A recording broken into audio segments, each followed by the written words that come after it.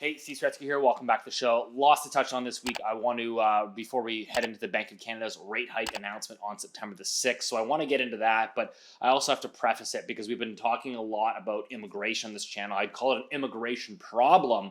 Our infrastructure hasn't been able to handle this many people coming into the country. We're seeing that particularly on the housing front, which is what I focus on.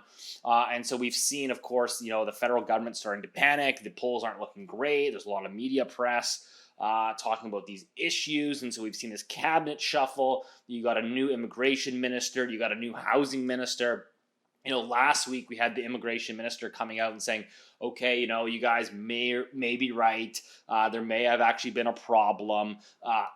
The private colleges may have actually been abusing the foreign worker program that we sort of relaxed several years ago. Oops. But we're looking into it, and it turns out, his words, not my words, that it may be impacting, quote unquote, the integrity of the immigration system. So now all of a sudden, okay, there may be a problem. This week, we get CIBC's chief economist, Benjamin Tal. I would argue probably one of the most respected economists in Canada.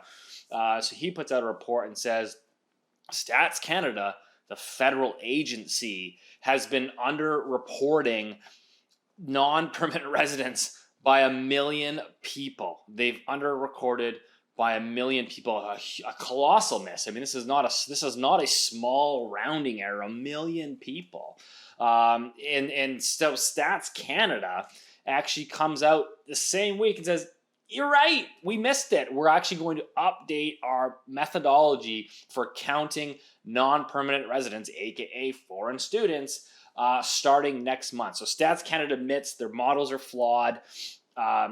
Benjamin Tal was the guy that figured it out. And so this creates a whole host of problems, right? Think about this. Think about all of the data that we are using and relying on to navigate decision-making in this country, and you miss by 1 million people. So Benjamin Tal, there's going to be a link in the description below. If you want to go read the report, you can go check it out, read it for yourself. But basically, going back to 10 years ago, 2013, they estimated the population in Canada would be about 1.5 million people lower than it is today.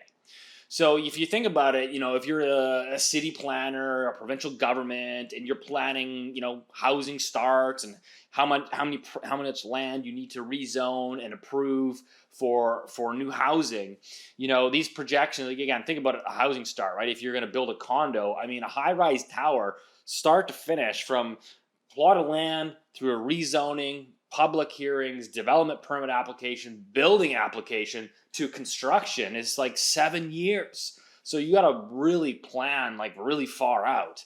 Like a low-rise wood frame apartments, like at least 4 to sometimes 5 years. So, and again, so these things take time, right? So if you're a city planner, you're planning this all out, we're saying, well, based on the modeling, based on the data that we have, this is where the population growth is projecting. This is how much housing we need to build. Well, we missed that by 1.5 million just on that alone. But it turns out, again, through Benjamin Tal's research, that the miss was actually 2.5 million because we have been incorrectly measuring non-permanent resident growth. And then again, this is his conservative estimate. This isn't even like it could actually even be worse than that. So this is a colossal error. I mean, you can kind of extrapolate this. How are we measuring GDP? How are we measuring the labor market? How are we measuring GDP? Well, again, if we're undercounting by 1 million people, I mean, this has major ramifications throughout the Canadian economy.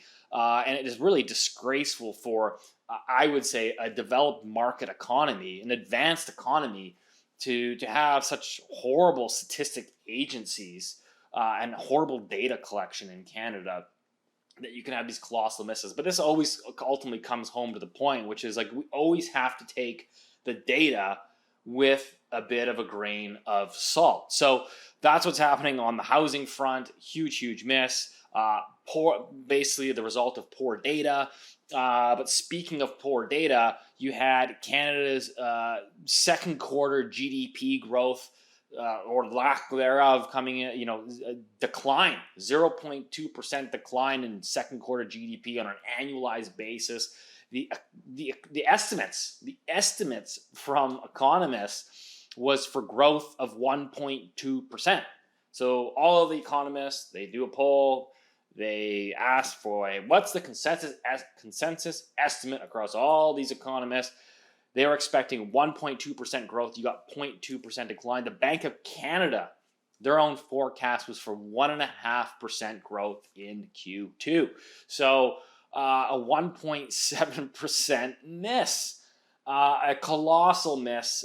Major ramifications. Again, coming up for the September 6th rate hike, I think it changes a lot of things. I think it clearly moves the Bank of Canada to the sidelines.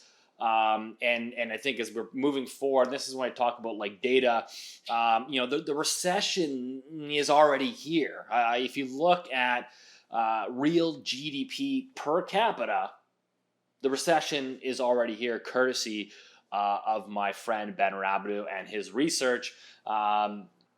And if you look at real, we've talked about it a lot on the show, but real GDP per capita has been flat and declining since 2018. So if you're wondering why your living standards in Canada they feel worse, it's because they actually are worse. And keep in mind that we've actually been undercounting the population growth in this country, so arguably even worse than the official statistics suggest. So again, real GDP per capita with the recession is already here in Canada.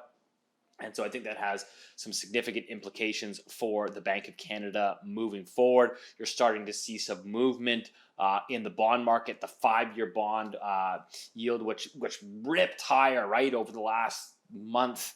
Everybody panicking, the no landing call, right? No landing. No, we're going to take rates from zero. We're going to raise by 500 basis points. We're going to triple everybody's mortgage costs, and there's going to be no landing. Look how resilient the economy is. Everybody got out of the recession camp and into the no landing, soft landing camp, just as the data finally has started to roll over. Not going to lie, personally, I think it took a lot longer than I expected. But this is the problem, is everybody gets so caught up in the data.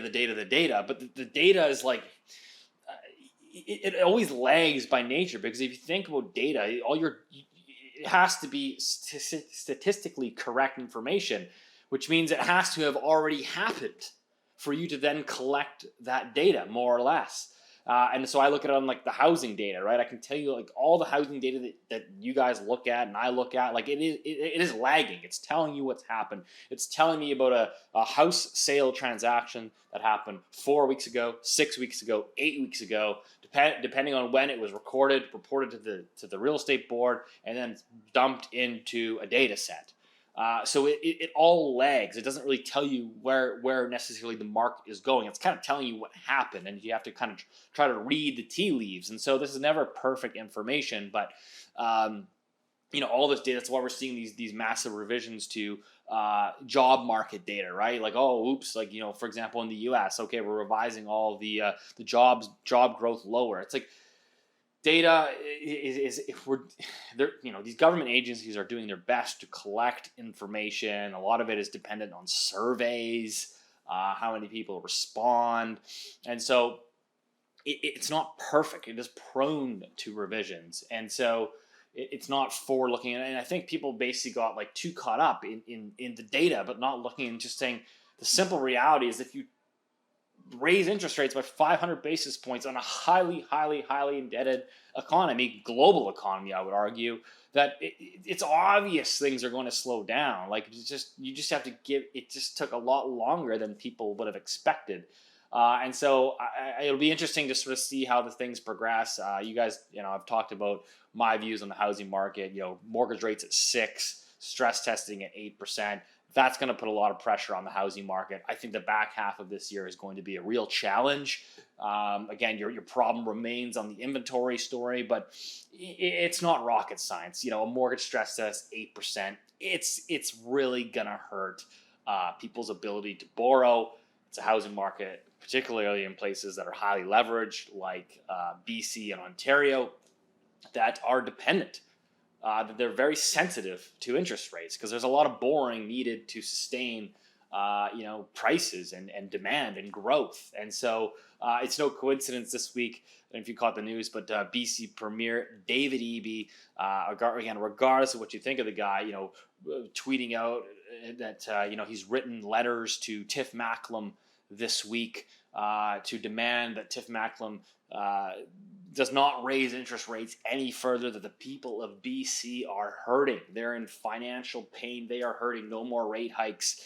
And again, I think based on the second quarter GDP, I don't think David's going to actually have to pen any more letters. I think the GDP is pretty clear that the financial pain is here. And I don't think we're out of the woods just yet. Again, this is just telling us what has already happened. And so those are kind of my thoughts heading into the long weekend. It seems to me like it's been one of those summers that's been highly volatile. Summers are typically pretty quiet, but we had like this slew of data that showed like, okay, maybe the economy is like more resilient than we all kind of thought. And then all of a sudden, boom, in the last like week and a half, 2 weeks, the data has begun to roll over.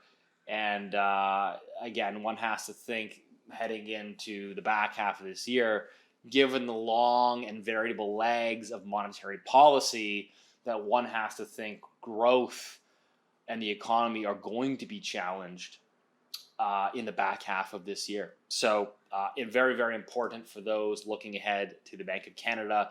Very, very important update coming on September 6th. Again, whether they hike or whether they pause, I think what's important is actually watching the interview from Tiff Macklem, seeing what he's saying, seeing what they're looking at, seeing maybe how they react to the news of this surprise in GDP. That's going to be the telltale sign moving forward. So, as always, hope to help. See you next week.